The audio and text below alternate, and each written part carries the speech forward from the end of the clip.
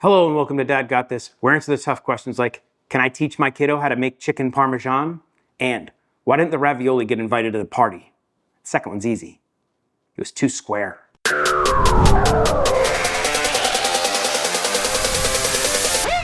First off, I want to thank Victoria Cast Iron for sponsoring this video. We're going to be using their Dutch oven and one of their skillets.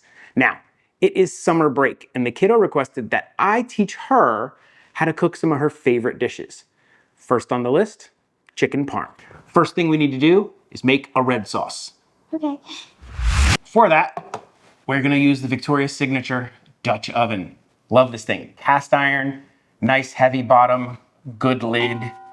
This thing's gonna work out perfect for making sauce. ASMR. Just break.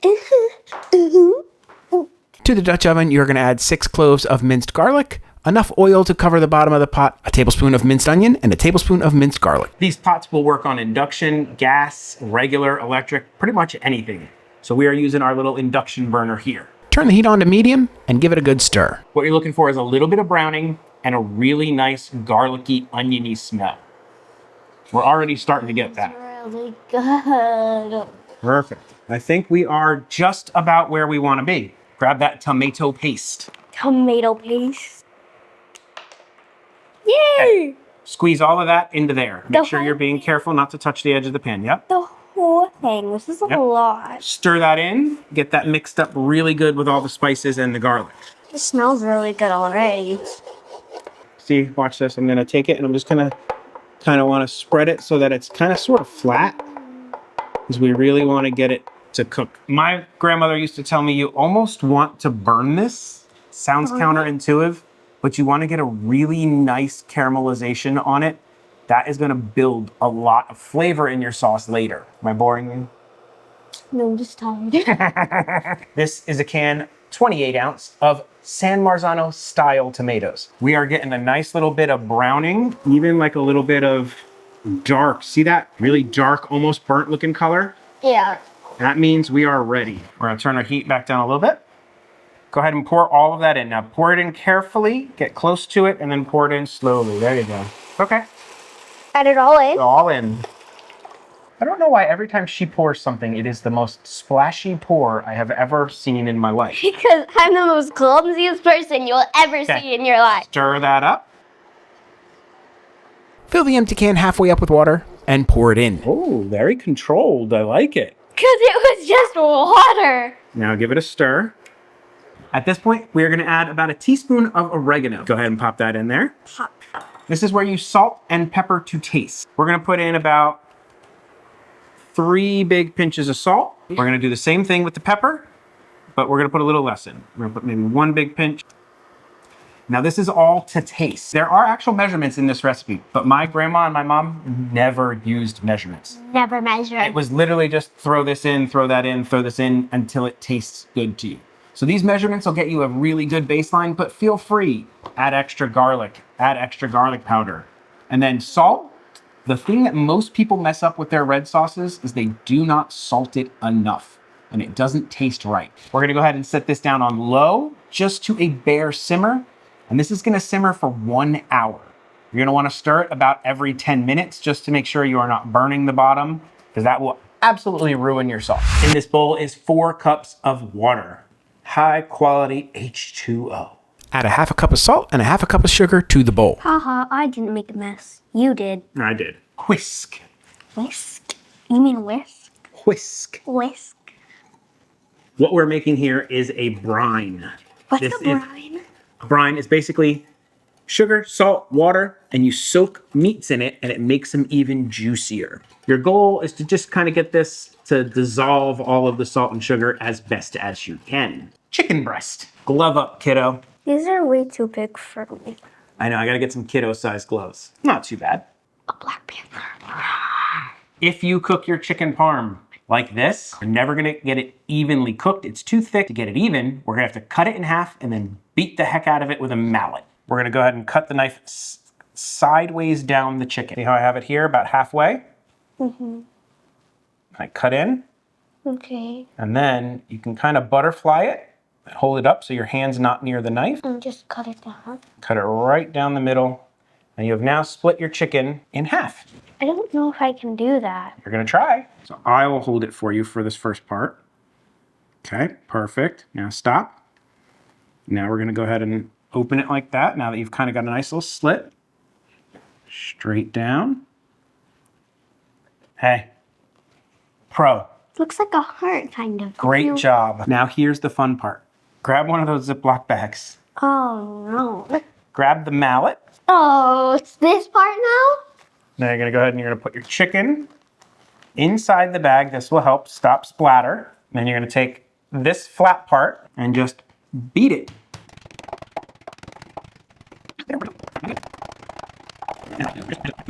Two really nice cutlets out of that one. These are more like chicken tenders because that was the part of the chicken that it was from, which will be nice little test pieces. Chicken in here. All of it? All of it. Why did we pour the water in there? Well, you're soaking the chicken in the water. The sugar and salt water?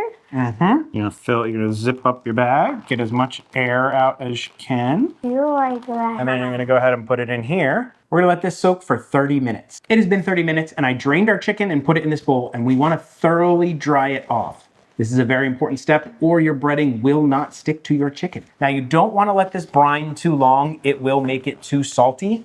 So 30 minutes, that's about it.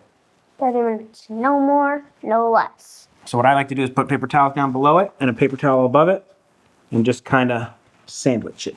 We are gonna set these aside with these paper towels like this while we start our station. Station. We are gonna make a breading station. A breading station? Is that Yep. why I have all these ingredients? Yes, I want you to take the eggs, crack them in here. This is 3 tablespoons of whole milk. Whole milk. From a real cow, guys. Not from a fake cow. Whisk. Perfect. Great job. That is 1/2 cup of Pecorino Romano cheese. Oh, I thought it was Parmesan. Pecorino, whatever. Something cheese. Mm-hmm. Now that is 1/2 cup of breadcrumbs. Breadcrumbs. Take something, give it a mix. Perfect. About 1/2 cup of flour. Just put flour? Just flour. Good old-fashioned all-purpose flour. The process, chicken in here, Chicken in there? chicken in here, Chicken in in there. there. and then you're done. The breading process is really simple. Dip them in the flour, dip them in the egg, dip them in the breadcrumbs, and then you kind of mash the breadcrumbs into them, push them into it, and they're good to go. Perfectly breaded. The next step is to shallow fry our cutlets. For that, we are going to use the 12-inch Victoria cast iron pan. Love this signature series. Most of the time, you would not fry in olive oil, but we are shallow frying, so olive oil is going to be perfect because we're not going to take this up to a really high temp. We just want enough to cover the bottom of the pan. We're going to turn this on. We're going to turn it on to like a low to medium low heat. We do not want this too hot. We're going to let this warm up. In the meantime, we've got some pasta cooking, just regular spaghetti. Cook it according to package directions. While we are waiting for our oil to come up to temp, I'm gonna take some fresh sliced mozzarella. I've also preheated our oven to broil. Is that how you slice it? For this, you want, little thin discs. That should be enough for our use. I like to do a little test with one of the little small pieces just to make sure that I've got my oil at the right temperature and I can fry everything without burning it. This way you don't ruin a whole cutlet if it's too hot or too cold. You always take it and put it in and then lay it away from you so that if it does splash, it splashes away from you. And because we made these super thin, they'll cook all the way through. Also, the more cutlets you put in the pan, the more heat they're gonna absorb, so the higher you might have to turn your pan up. Here's a great feature of the Victoria pans. I've got this on medium-high heat, cast iron pan. I can totally grab this handle. It is not too hot. I want to do it. Super cold, right? It's room temp. It's not that bad. That is a special feature of the cutouts that they design into their handle and the way their iron is. It's really cool. Next, just fry everything off until everything is golden brown and looking great. Once you reach the perfect golden brown color, these are thin enough that they will be cooked through. So time doesn't really matter. Get that perfect color. A little bit different than some other people do their chicken parm. They will layer sauce, then cheese, then more sauce. But to me, that ruins your crispiness of your chicken cutlet. So what we're going to do is we're just going to put the cheese on here, stick them in the broiler. Pop some fresh mozzarella on top of all the cutlets and stick them under the broiler. It should only take a few minutes. That is what you want to see. Nice brown spots, all the cheese is melted. Our cutlet is still crispy. Let's plate. And there you go. Chicken parm. Oh, this looks awesome. Can't believe we made this. The chicken perfectly cooked all the way through. Let me taste it to see if it's too hot first. Is it good? That's better than anything you're gonna get in a store or a restaurant. Is it good? Nope, it's great. Do you like it? I do. Get you a piece. The cutlet is still crispy. Great taste to our sauce. Try some pasta. Try a little bit of our pasta with our sauce. So good. I really like this. And there you go. Chicken parm a la Dad and L. If you'd like the recipe, it's going to be on dadgotthis.com, link in the description. If you want more information on the Victoria's Signature Cast Iron series of pans, that'll also be linked in the description. And please, if you are enjoying this content, do the likey subscribe thing. YouTube loves it when you leave a like. I love it when you leave a comment. I answer just about every comment in my comment section.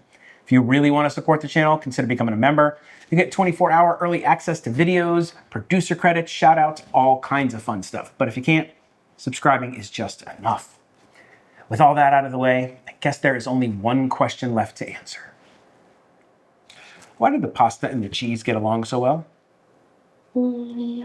Because they're great together. Get it? Grated cheese, pasta. She hates it. Dad may tell horrible dad jokes. Cook fantastic chicken parm. But one thing Dad will never do. Dad doesn't outro, so that's it. Bye. Bye. We're going to eat the rest of this. This is the part where I thank all of my members. You guys are the absolute best. Thank you so much for your support and rock on. I don't know why I said rock on, but rock on.